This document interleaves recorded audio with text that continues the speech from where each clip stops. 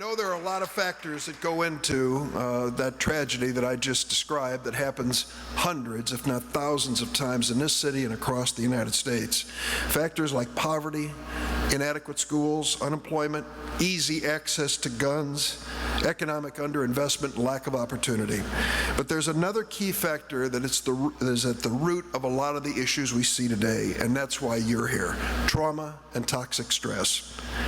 What are we doing about the lasting impact on our young children who have been victims of trauma or witnesses to violence? But what we're doing is try to start in Washington a national conversation on this issue and to bring it to a new level.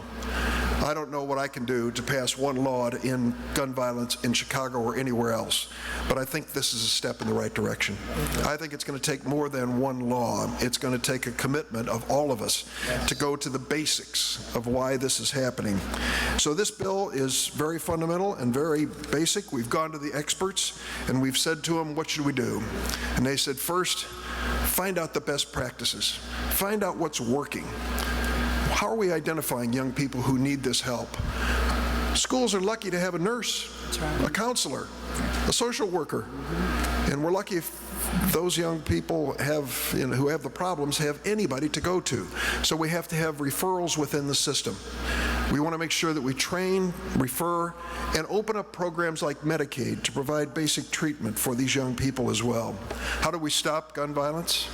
We don't stop it with tweets. We don't stop it with ridicule on radio stations. That's right. We don't stop it with just getting tough. That's right. We stop it one child at a time, one family at a time. Does it take time? It takes time. It takes resources. But think about the price we are paying now for the violence.